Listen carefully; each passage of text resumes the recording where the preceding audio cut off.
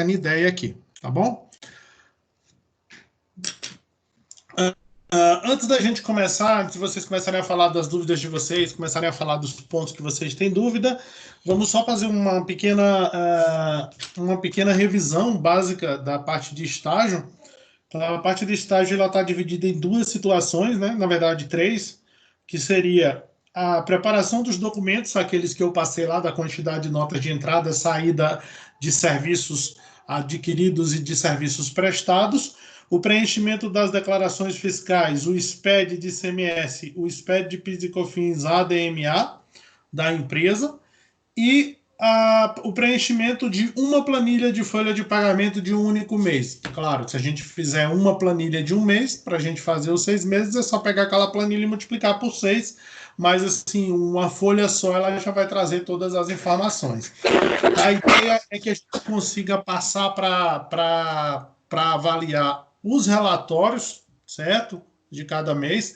Os documentos em si a gente não precisa mandar, não tem necessidade de mandar as notas para avaliação, mas assim, o que vai precisar mandar para avaliação é o livro de registro de entrada, o livro de registro de saída, o livro de apuração de ICMS, a tela de validação do SPED ICMS dizendo que não tem nenhum erro, o relatório do espelho de preenchimento da DMA, o resumo do PIS e COFINS por CST, que é aquele resumo que a gente tem lá no PIS e COFINS, e a tela de validação do SPED de PIS e COFINS sem nenhum erro, indicando que não tem erro. Basicamente, são esses os documentos que você vai entregar por e-mail na data da prova para a gente fechar a avaliação da disciplina. Além da planilha da folha de pagamento de apenas um mês, que é para a gente avaliar essa parte da folha de pagamento. Tudo bem? Então, a partir de agora, vocês fiquem à vontade, tirem suas dúvidas, se interajam, falam que vocês estão com dificuldade, o que a gente pode ajudar. Lembrando, eu sempre estive à disposição de vocês. Se tivesse alguma dúvida, se tivesse alguma coisa que precisava tirar, esclarecer, eu sempre estive lá. É só chamar. Não precisa esperar a gente fazer essas aulas para a gente chamar e tirar dúvida. Eu vi que já tem alguns alunos que já estão fazendo, porque passaram a me chamar, passaram a mandar modelo para me avaliar, verificar, tirar dúvida, ver como é que ficaria melhor para preencher. Mas, assim, fiquem à vontade, eu volto a frisar isso, vocês não estarão atrapalhando, vocês não estarão incomodando. Você pode chamar quantas vezes for necessário, pode chamar toda vez que precisar ali na hora que estiver fazendo. Não deixem para fazer para a última hora, porque apesar de parecer que é pouca coisa para fazer, mas tem muita coisa para fazer. De certa forma, você pelo menos tem que montar um mês de estrutura, depois você só replica essa estrutura para os próximos meses. Mas, de qualquer forma, é muito trabalho para fazer. Não deixe para fazer na última hora, que pode dar dor de cabeça. Tá bom? Então, vocês fiquem à vontade aí para tirar dúvidas, para chamar, você abre o microfone e fala, ou você pode também colocar a dúvida ali no chat. A gravação, como eu falei, eu vou disponibilizar no meu canal do YouTube e vou colocar também um link lá no SEI para que vocês possam usar quantas vezes vocês precisarem, assistir quantas vezes vocês precisarem. Beleza?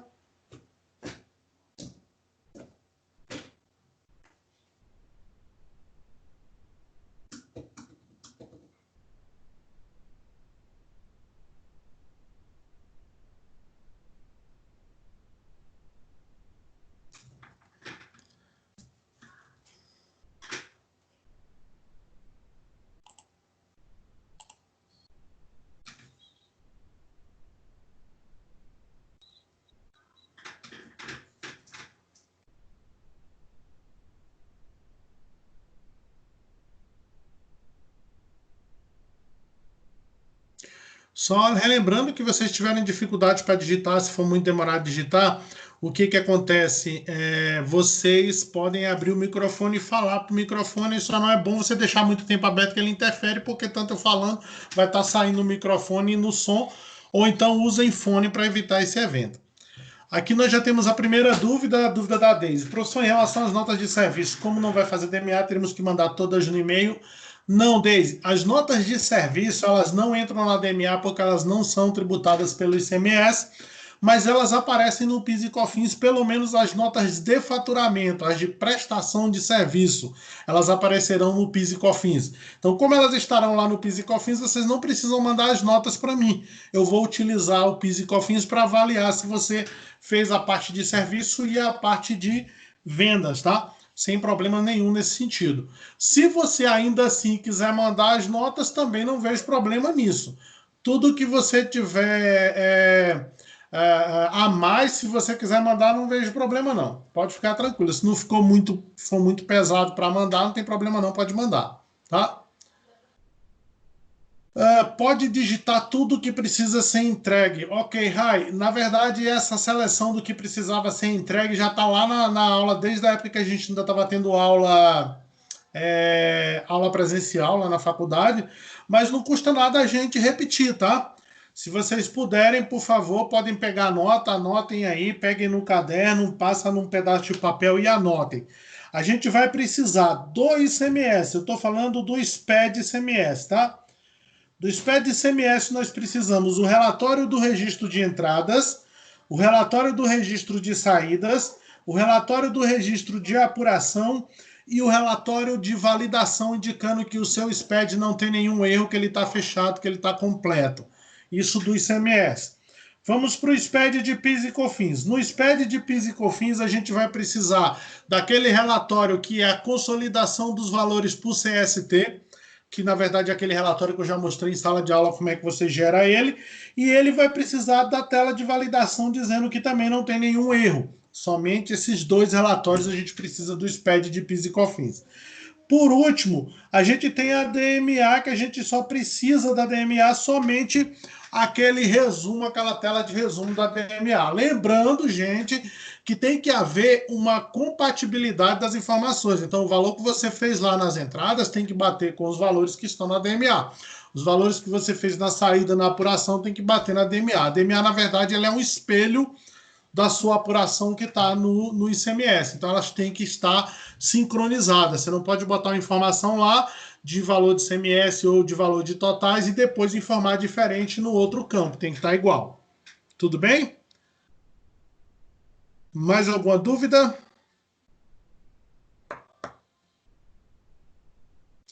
Gisele, esses dados que vocês entregaram na P1 foram os dados referentes àquelas atividades que eu passei. Na P2 agora é sobre as notas fiscais que vocês ficaram de produzir, tá?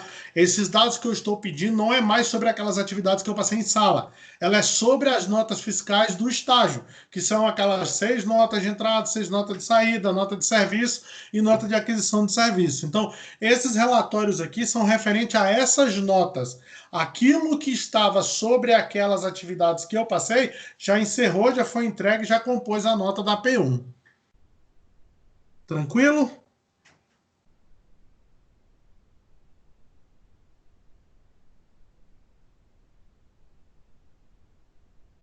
Exatamente. Na verdade, para o estágio seria preparar a documentação das notas e preencher as declarações referente ao estágio e não referente àquelas atividades que eu passei. Ficou claro? Não sei se você conseguiu entender, tá? Então, assim, as notas fiscais que precisam ser feitas, isso para o estágio, e mais as declarações referente a essas notas, referente a esses períodos, que são os 6 meses, tá bom? E além disso, ainda tem a parte de departamento pessoal, né? Isso, a parte do departamento pessoal eu vou falar um pouco agora, estou esperando que vocês dêem um feedback aí de alguma coisa que vocês têm mais dúvidas, senão eu já posso seguir para a parte do departamento pessoal. Lembrando aí, Gisele, que você chegou mais tarde e tal, se você tiver dificuldade, não tem problema, eu estou gravando a ligação e vou disponibilizar a ligação lá no meu canal do YouTube e colocar o link para vocês lá no SEI e vou colocar também o link lá no e-mail de vocês, que é para vocês saberem, a aula vai ficar lá quanto tempo você quiser assistir, quantas vezes de trás para frente, de frente para trás, sem problema nenhum, até porque o stream, o stream do YouTube é mais leve que do Skype. Às vezes você está na conexão ruim, você não consegue acompanhar, mas a gravação fica lá por tanto de tempo que você precisar, sem limitação de tempo. Tá bom?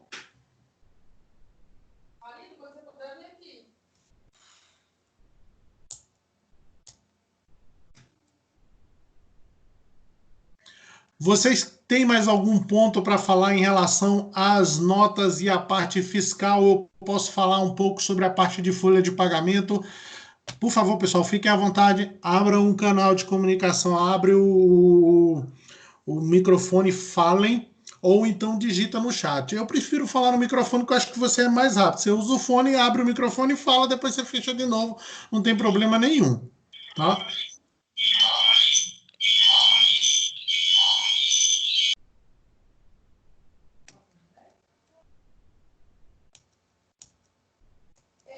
Todos os impostos devem estar destacados na nota, óbvio, né? Para poder subir lá para as declarações e tal. Na verdade, você vai ter um pouco de dificuldade aí na questão de selecionar a tributação dos seus produtos, coisas que eu já vinha falando com vocês lá atrás. Você tem que estudar a forma de tributação dos seus produtos para colocar corretamente. Então, nas notas de entrada e saída, você tem essa configuração que você tem que fazer. Você tem que indicar a tributação, principalmente do ICMS, porque ele é o único que é escriturado. Ou seja, ele tem que estar escrito na nota fiscal. Já o PIS e COFINS não tem essa necessidade de estar escrito porque ele é feito em staff, ele é feito na própria declaração do SPED. Não vem escrito na nota base o valor do PIS e COFINS. Mas o caso do ICMS ele tem que estar demonstrado lá na nota fiscal. Então você tem que considerar, peraí, o meu produto ele é tributado, ele é com substituição, ele é com redução de base de cálculo, e aí você vai ter essa dificuldade inicial ali de pesquisar isso. Para quem nunca fez isso, vai sentir um pouco de dificuldade, mas é como eu falei, você tem o regulamento do ICMS, que é uma lei relativamente fácil, não é tão difícil de compreender. E se você tiver dúvida de compreensão, gente, pelo amor de Deus, eu estou aqui morrendo de saudade de vocês, podem me chamar, me chamem, a gente vai tentar pesquisar junto, a gente vai tentar equacionar junto, tentar resolver. Vocês não estão sozinhos, apesar de pensarem, de talvez ter essa sensação, vocês não estão sozinhos.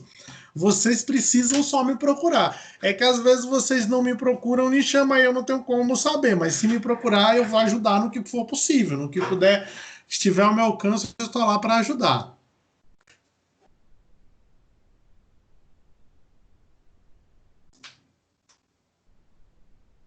Prof, quanto à quantidade de produtos, eu posso fazer um produto só? Essa é uma pergunta interessantíssima. O objetivo nosso, gente, não é quantidade nas notas fiscais, é mais a questão do valor. Então, criem um único fornecedor, um único cliente, um único produto, que fica mais fácil. O objetivo nosso não é ficar cadastrando lá 10, 15, 20 produtos, não. E outra, não precisa se preocupar com a realidade, porque assim, alguns alunos escolheram atividades que relativamente faturam um pouco individualmente, mas que precisariam de grande volume para fazer frente às despesas e às compras. Mas assim, o que você faz? Aumenta o preço dos produtos, coloca os preços de venda lá em cima. A gente não está aqui testando a realidade no sentido de adequação mercadológica, nós estamos falando de testar como que faria a contabilidade fiscal de uma empresa. Então, para a gente não vai fazer muita diferença se você usa 1, 2, 3, 4, 5 produtos, só vai te dar mais trabalho. Então, o que você faz? Usa um único produto genérico, tá certo? E você usa esse produto em todas as notas, um único fornecedor, um único cliente. O objetivo nosso não é mostrar a parte comercial do negócio, mas sim a parte fiscal e tributária. Então, pode ser um único produto sem problema nenhum. Ou seja, gente, o segredo é superfaturar as coisas, viu? Aí o que eu posso dizer de dica para vocês? Por quê?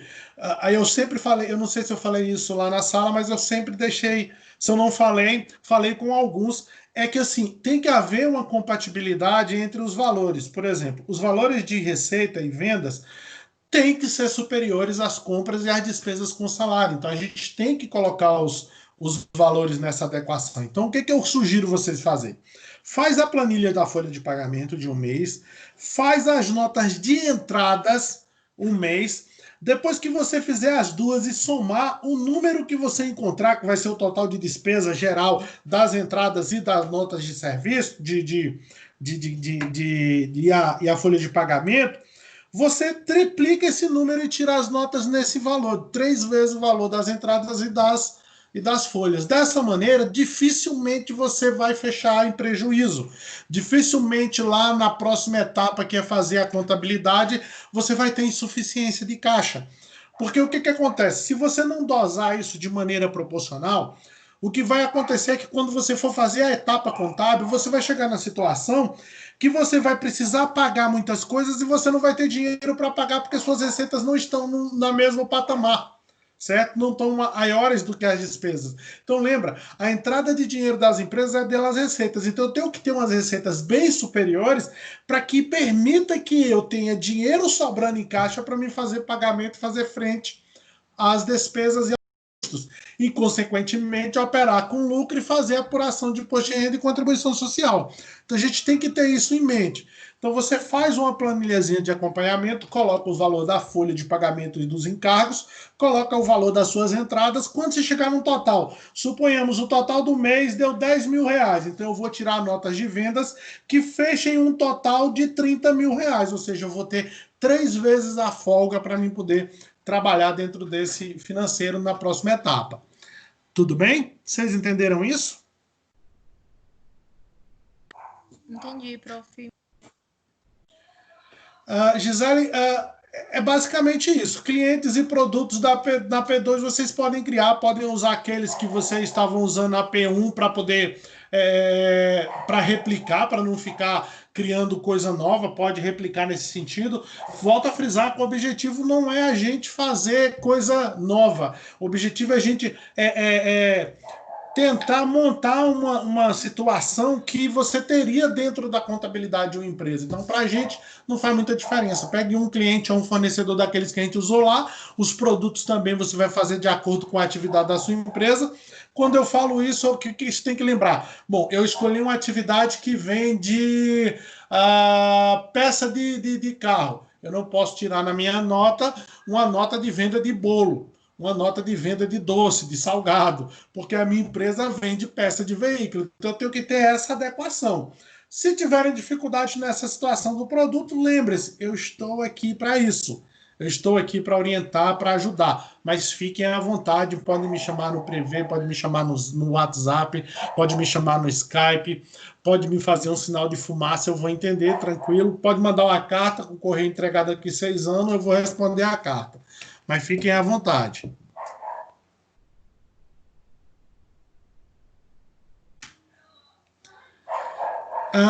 ST que você fala no caso ali seria CST ou ST de substituição tributária, Eliud? Seja mais específico.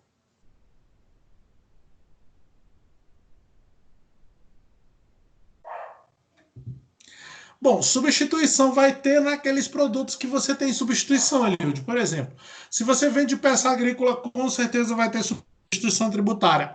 O detalhe é, se todas as suas compras são de dentro do Estado e vendas são dentro do Estado, você não vai precisar calcular, não vai ter destaque de ICMS nas suas notas, porque aquelas mercadorias sujeitas à substituição tributária, quando vendidas ou compradas dentro do Estado, o destaque de ICMS não é devido, então você não tem ICMS na nota. Em outras palavras, o que eu estou dizendo é que aqueles que trabalham com produtos substituídos não terão nenhum ICMS na nota.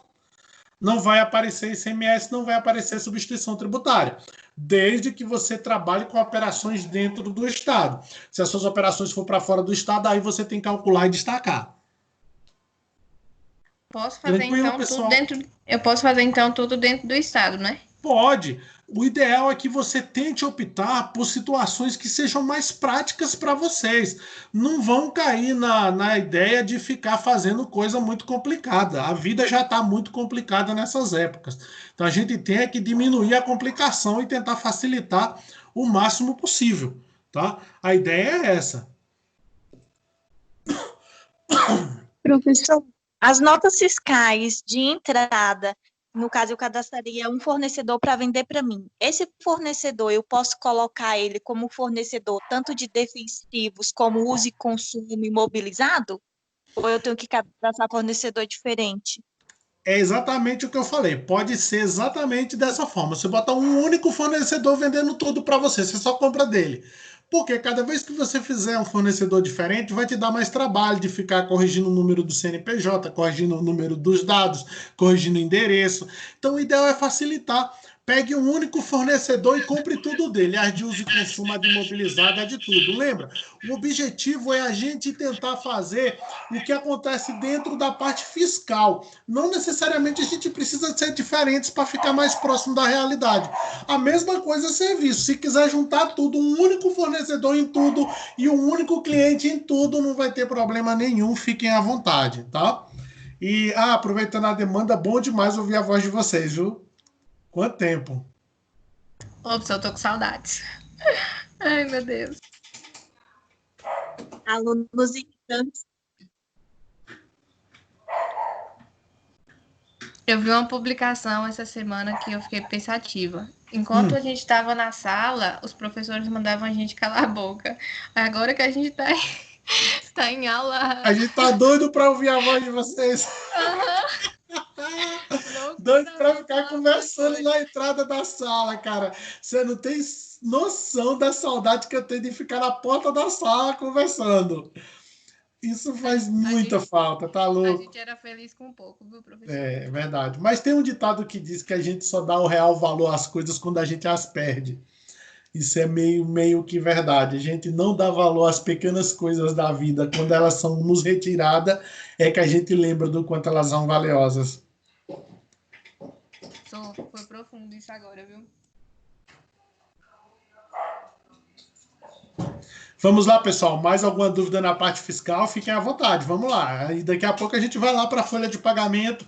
Vou mostrar a planilha para vocês. Vamos tentar mostrar para vocês como é que preenche, para vocês avaliarem e ver se está tudo certo, se precisa fazer mais algum detalhe. Mas para me seguir, eu preciso que vocês dêem o feedback aí. Se tem mais alguma dúvida, se está tudo tranquilo, por favor. Estamos aqui para isso.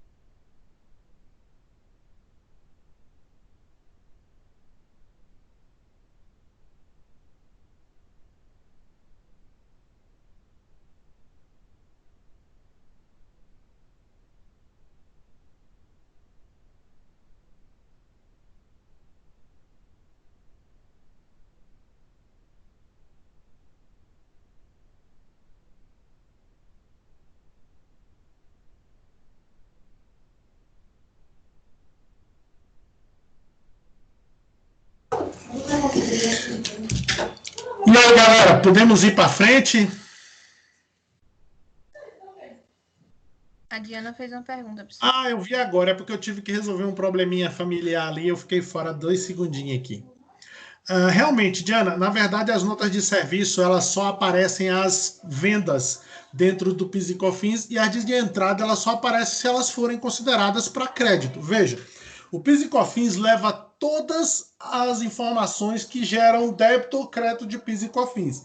Se as suas notas de compra de serviço são serviços que podem ser tomado crédito, aí você pode incluir lá no PIS e COFINS, elas deverão aparecer. Agora, se as suas notas de serviço não geram crédito de PIS e COFINS, elas não precisam ser lançadas, elas nem aparecem. É a mesma coisa, por exemplo, para as notas de compra para uso e consumo de imobilizado. Se elas não produzirem crédito de PIS e COFINS, você não as leva para o SPED de PIS e COFINS, elas nem aparecem lá. Então só vai aparecer lá aquelas que têm crédito ou débito de PIS e COFINS. Lembrando que se vocês estiverem trabalhando com produtos substituídos de PIS e COFINS, ou tributados com alíquota zero, ou tributados com suspensão, como é o caso aí da colega que tem a parte de defensivos, você não leva as entradas, porque elas não geram crédito. Você só leva as saídas, porque você é obrigado a informar a receita, ainda que não seja tributada. Então, a receita de PIS e COFINS não tributada, ela é informada de maneira diferente. Você informa o faturamento e vai informar esse faturamento com um código específico para a receita não tributada, para a receita que não tem incidência de ICMS. Então, aqueles que trabalham de PIS e COFINS, então, aqueles que escolheram trabalhar com produtos que têm suspensão, que têm isenção ou que têm alíquota zero, esses produtos você só vai informar a saída, só vai informar as vendas. E os serviços, esses não tem como fugir. Todas as notas de prestação de serviço que são receitas serão tributadas porque não tem benefício fiscal para PIS e COFINS para serviço. Você vai ter que tributar integralmente as operações. Então, ainda que você trabalhe com mercadorias que não têm incidência, e você vai ter que informar o faturamento, as notas de serviço estarão lá como faturamento na parte de prestação de serviço. Diana, quanto que é isento que não faz? Depende do produto, Diana, aí você tem que avaliar o seu produto. Por exemplo, eu vou dar a dica de alguns. Defensivos não tem incidência, é tributado com alíquota zero. Adubo é tributado com alíquota zero. Produtos como peças de veículos são monofásicos, não tem incidência. Gás de cozinha, se não me engano, também não tem incidência de PIS e COFINS, é monofásico, só precisa ter certeza, precisa dar uma lida certinho no regulamento de PIS e COFINS para ver se isso se confirma, mas se não me engano ele é substituído, não tem incidência na venda para consumidor. E, por exemplo, que vocês devem trabalhar, e alguns vão trabalhar com produtos agrícolas de maneira geral, não vão ter incidência de PIS e COFINS nas vendas, soja, milho, dependendo da situação, não tem PIS e COFINS. E aí o que você vai lembrar, o que você tem que lembrar, por exemplo,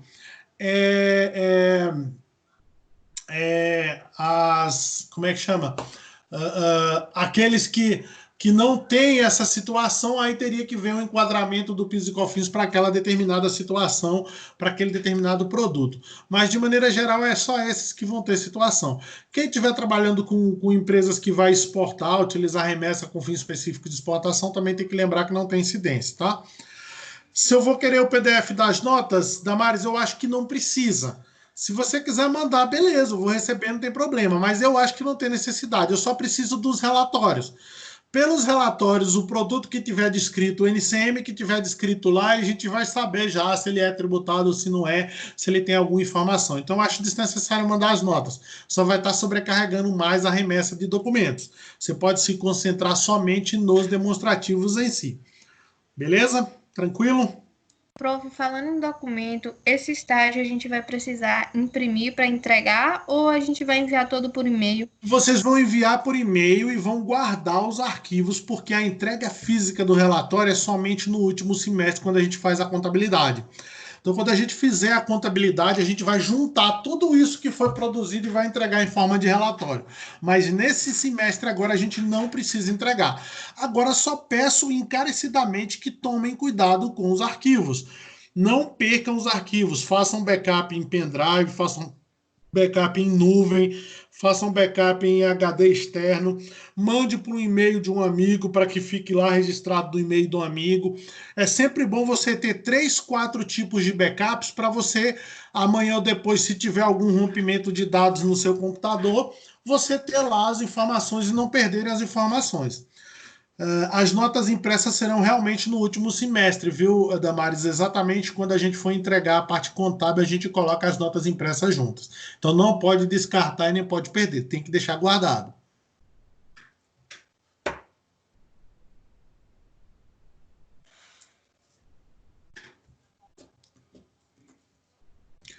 Gente, mais alguma dúvida? Mais algum ponto?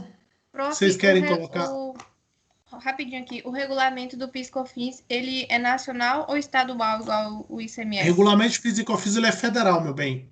Como o tributo da Receita Federal, ele é federal e, assim, na Receita você vai achar o regulamento que ele foi consolidado esses dias, agora acho que tem 1 ou 2 meses que ele foi consolidado, e lá na Receita também você pode procurar um documento em PDF chamado Ementário da legislação de PIS e COFINS. Nesse documento, ele é um arquivo de PDF, acho que tem mais ou menos umas 5.000 a 6.000 páginas. Ele vai mostrar toda a legislação que trata de PIS e COFINS no Brasil. Ele é imenso. É uma legislação bem difusa. Mas, como a Receita conseguiu consolidar o regulamento também já vai ajudar bastante. Ah, tudo bem.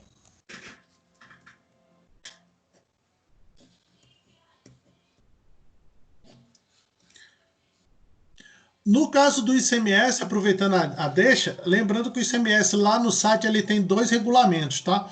Ele tem um regulamento que é o regulamento antigo, que é e tem um regulamento novo que você vai perceber pela data. O regulamento novo começou, se não me engano, em 2002. Então a data da lei, do decreto é 2002. Cento e não sei quanta barra 2002. Esse é o regulamento recente. Sugiro vocês baixarem esse regulamento em PDF e deixar no computador, porque quando você for pesquisar, você pode pesquisar direto no PDF buscando a palavra que você quer usar. É melhor do que você pesquisar na internet e no Google, porque quando você bota uma pesquisa de Google, ele traz muita informação de ICMS de outros estados. Ou então você tem que lembrar o seguinte: quando você for pesquisar no Google para tirar dúvida, o que é que você coloca? Você coloca a palavra que você quer pesquisar e você bota depois a palavra Cefaz e coloca a palavra Bahia junto. Por quê? Quando você fizer isso, ele só vai trazer resultados de pesquisa do ICMS relacionado ao nosso estado. Porque às vezes quando você faz a pesquisa e você lê, acha que está tudo certo, quando você vai descobrir que aquele documento que você está lendo é lá do estado de São Paulo, do estado do Mato Grosso, do estado do Piauí, que não se aplica aqui no nosso estado. Então, sempre que você for fazer a pesquisa para ICMS, coloque a palavra Cefaz Bahia no final, ou então você bota parecer Cefaz Bahia, porque aí você pode verificar alguma pesquisa de parecer de consulta que é pública lá na Cefaz Bahia, ele vai mostrar para você, e aí você vai ter mais tranquilidade de saber que você está lendo a legislação correta. Tá bom?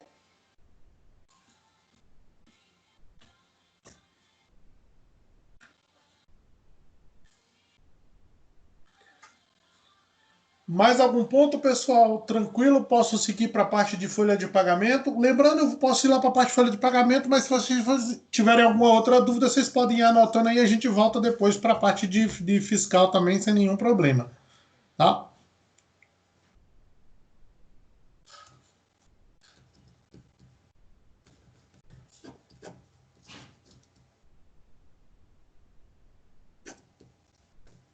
Acho que pode seguir, prof. Beleza, ok. No caso da folha de pagamento, vocês estão percebendo aí que minha tela do computador está compartilhada, então vocês estão enxergando o que eu estou vendo aqui no meu computador.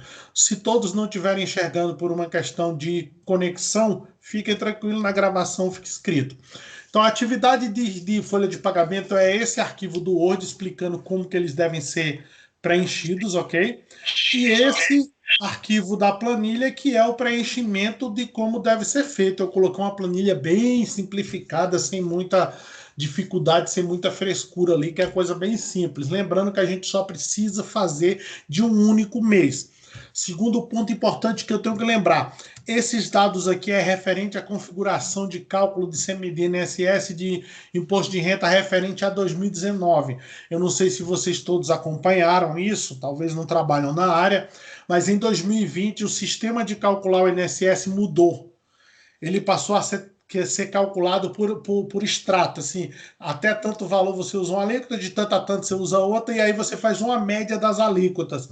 Então, para não dificultar o lado de vocês, que é um cálculo mais complexo, e como vocês já sabiam calcular lá no outro sistema, eu decidi deixar de lado e passar a trabalhar com o cálculo antigo de 2019, que é aquela tabela fixa. Se você se enquadrar num determinado número, você vai usar a alíquota sobre o valor total, aquele número lá, sem nenhum problema. Então, aqui qual é a ideia?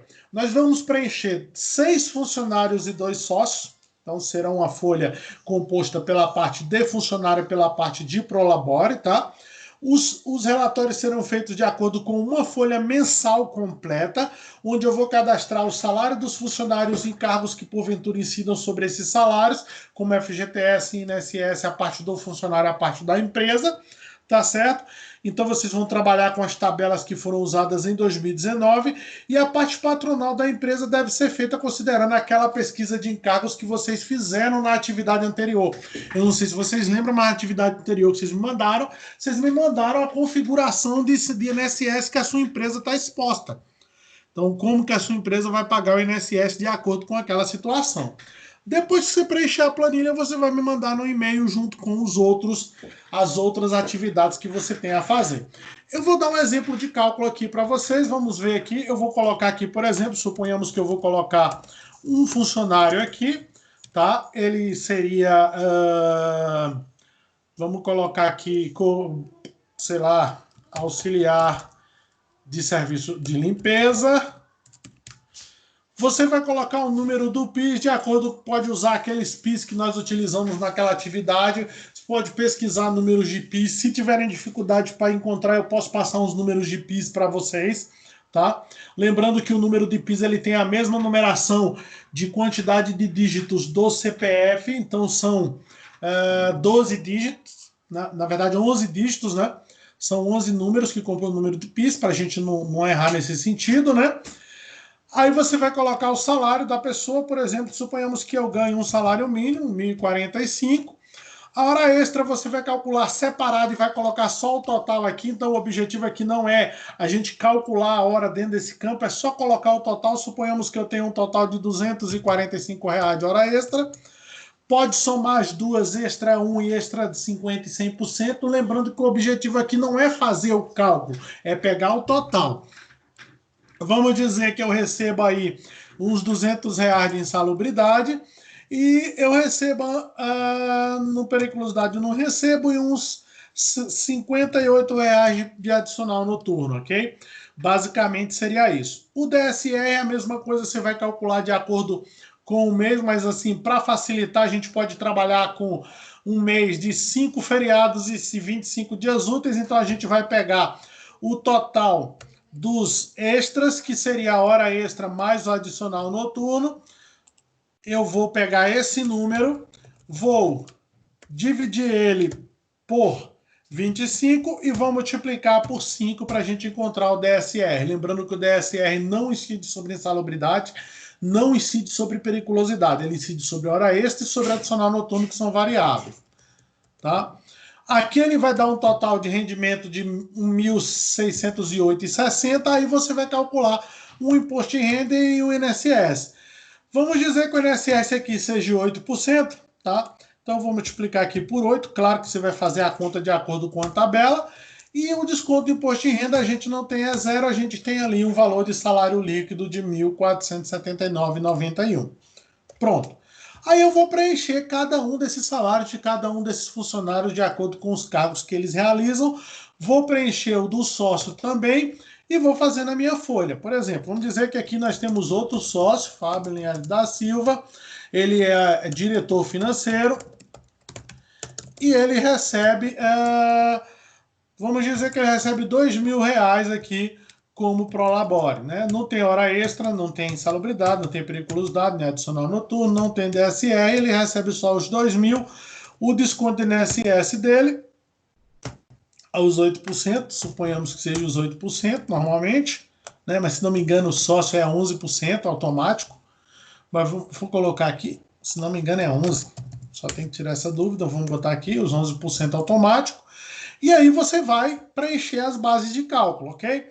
Por exemplo, qual é a base de cálculo do FGTS? Somente o valor total dos salários de rendimento de funcionário, que é base de cálculo de FGTS. A base de cálculo do INSS da empresa, ela sem o quê? Ela tem o valor do rendimento mais o valor do rendimento dos sócios, entra como base de cálculo de INSS.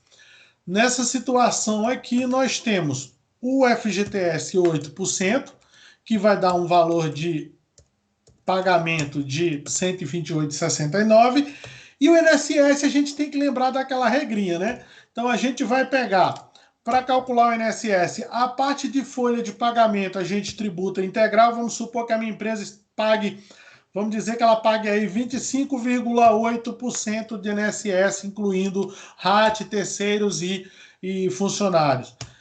Mais o valor dos sócios, e aqui nos sócios a empresa só paga 20%, que ela não paga nem RAT, nem seguro acidente para sócio, tá? Aqui seria somente os 20%. A gente tem aqui o valor do patronal, Tá bom? Ah, desculpa, aqui era o valor da alíquota, na verdade. Vamos dizer que seja 815,02 e aqui é que seja a alíquota que seja 28,5% e 20%, dependendo da situação. Então, a gente tem aqui os 815,20 para a INSS, e aí a gente vai colocar aqui os totais a recolher, o FGTS total, que seria esse valor aqui. O INSS vai ser a soma da parte patronal, junto com a parte que foi descontado do funcionário, mais a parte que foi descontado do sócio.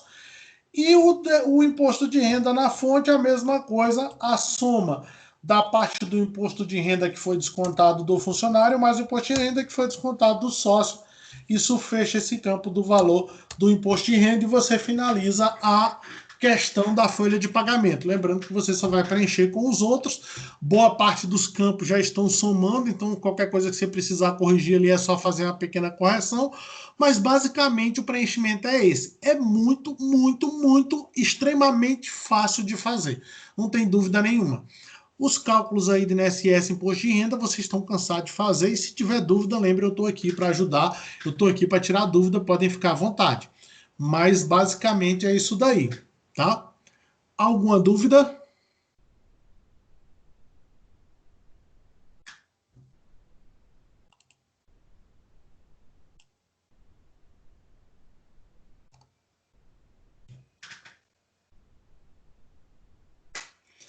Algum ponto mais que vocês acham importante esclarecer ou falar? Não precisamos fazer olerite, né? Não, não, é somente a planilha, porque a ideia original, Milene, era a gente fazer isso lá no laboratório com o programa, aí ia gerar o lerite, ia gerar relatório da folha, tudo bonitinho, mas infelizmente não vai dar para fazer. Então eu pensei na planilha pelo menos para a gente praticar o cálculo e não deixar isso de fora, que seria uma coisa mais acumulada ainda para quando as aulas voltarem, quando acontecer das aulas voltarem, tá? Tudo bem, prof.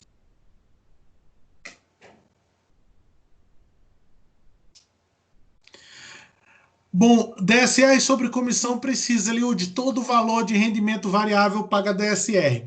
Eu não sei se vocês já pararam para estudar isso, mas na verdade o DSR, como ele próprio nome fala, é o descanso semanal remunerado. Quando a pessoa recebe salário normal, só o salário bruto, cru e cru, você já está com o valor do DSR embutido nele. Então, todos aqueles rendimentos que são baseados no valor do salário, um percentual do valor do salário, como insalubridade, periculosidade, ou gratificações como gratificação de função, que é um percentual sobre o salário, eles não calculam o DSR por isso, porque quando você calcula um percentual sobre o salário, você já está calculando o DSR. Agora, comissões, horas extras, eles variam de acordo com a quantidade de horas que o funcionário faz. Então é por isso que você calcula o DSR sobre eles, para que o funcionário receba o proporcional dos dias de descanso dele sobre aquelas verbas que são variáveis, que são diferentes e que não tem ligação com o valor do salário dele, e sim com o fato dele estar trabalhando uma determinada função e fazendo ou cumprindo uma determinada carga horária. Então, se você for incluir comissão sobre seus funcionários, tem que calcular a DSR sobre eles, sobre ela.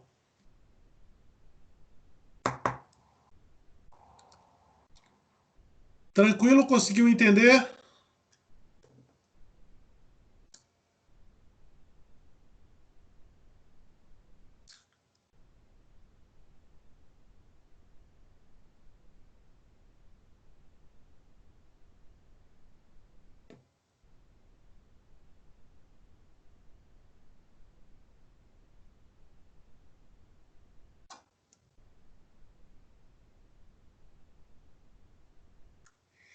Pessoal, mais alguma dúvida?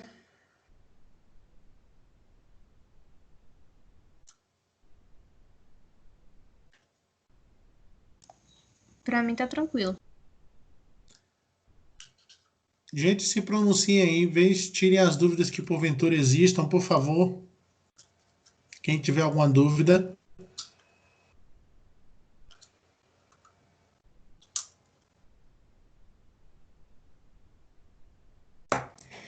Então tá, gente. Eu queria agradecer a participação de vocês, a paciência de vocês. Não é difícil, não é fácil nesse período. A gente tem dificuldade de conexão, tem gente que consegue conectar, a internet cai, a internet do Brasil inteiro está muito ruim por conta dessa questão de todo mundo ficar em casa, né? Então, assim, a gente tem essa dificuldade. Queria agradecer a participação de vocês. Queria só reforçar que eu estou aqui para ajudar, para tirar dúvida, para poder dar ideia, para que, professor, esse produto aqui, como é que a gente faz? Me chame lá, vamos fazer junto. Eu acho que junto a gente consegue produzir mais, junto a gente consegue crescer, a gente consegue evoluir nesse sentido. Sozinho às vezes é difícil, mas junto a gente consegue. Então, quero reforçar que os canais de comunicação estão abertos. Vocês me encontram no WhatsApp, vocês me encontram no Skype. Muitas vezes no final de semana o meu WhatsApp fica off, porque tem hora que meu celular pifa de uma coisa, pifa de outra, mas é muito raro isso acontecer. Na maioria das vezes, toda vez que vocês me chamam, eu vou lá e respondo. Se eu não respondo em cima da hora, mas logo em seguida, quando eu percebo a mensagem, eu vou lá e respondo. Então, se tiverem dúvidas, se precisarem de mim, podem chamar, eu estou aqui para ajudar. Queria desejar para vocês uma ótima noite, um bom final de semana para vocês. Fiquem com Deus, fiquem em paz, se cuidem, que a coisa não tá fácil aí fora, tá perigosa. Então, assim, fiquem em casa se possível e se sair, se protejam. Abração para todo mundo e espero que logo a gente estejamos juntos para a gente matar a saudade, tá? Valeu para todo mundo. Igualmente, prof, boa noite. Muito obrigada pela aula mais uma vez. Tchau, prof.